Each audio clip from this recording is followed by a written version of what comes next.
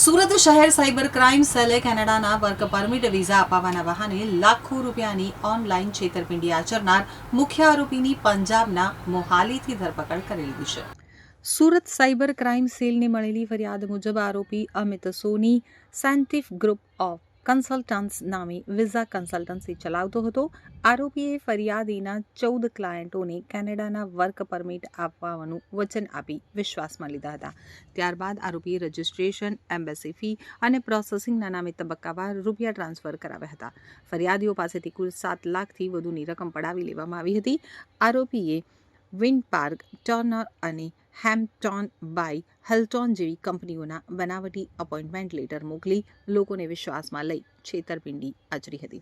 Cyber crime helpline 1930 ઉપર ફરિયાદ મળ્યા બાદ સુરત સાયબર ક્રાઇમ સેલે ટેકનિકલ તપાસ હાથ ધરી હતી. તો તપાસના આધારે પંજાબના મોહાલીથી મુખ્ય આરોપી અમિત સોનીની ધરપકડ કરી લેવામાં આવી છે. તપાસ દરમિયાન સામે આવ્યું કે આરોપીના બેંક એકાઉન્ટ સામે રાજકોટ અને ગાંધીનગરમાં પણ કુલ 3 ફરિયાદો નોંધાઈ છે, જેમાં અંદાજે 3 લાખથી વધુની છેતરપિંડી થયાનું બહાર આવ્યું છે. તો સાયબર ક્રાઇમ પોલીસે લોકોને અપીલ કરી છે કે સોશિયલ મીડિયા ઉપર વર્ક પરમિટ વિઝાની લલચાવતી જાહેરાતોથી સાવચેત રહો. કોઈ પણ ઓફર લેટર અથવા વિદેશી નોકરીની ઓફર ઉપર વિશ્વાસ કરતા પહેલા કંપનીની સત્તાવાર વિગતો ચકાસવી અને ત્યારબાદ જ કોઈ પણ ચૂકવણી કરવી.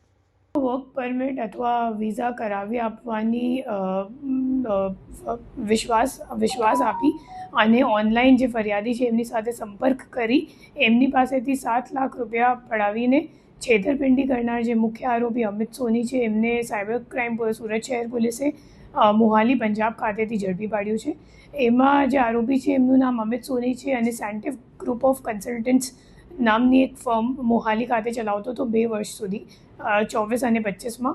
અને મોટે ભાગે લોકોને ઓનલાઈન મતલબ ફેસબુક અથવા તો ઇન્સ્ટાગ્રામથી કોન્ટેક્ટ કરતો હતો અને પછી એમને કહેતો હતો કે તમારે અગર વર્ક પરમિટ જોઈએ છે અથવા તો કેનેડાનું વિઝા જોઈએ છે તો હું કરાવી આપીશ, અને આ કહીને પછી ફોર્જ્ડ વર્ક પરમિટો મોકલતો હતો અને વિઝા ક્યારેક આપ્યું નથી.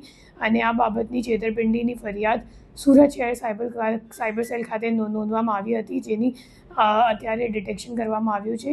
અને આ સિવાય જે આરોપી છે એમની સામે ગાંધીનગર અને રાજકોટમાં પણ ફરિયાદ મળી આવેલ છે, જેમાં NCCRP કમ્પ્લેન્ટ્સ છે એમના અકાઉન્ટ પર, અને ટોટલ આપણું જે કેસ છે એમાં 7 લાખનું એમને છેતરપિંડી કરી છે.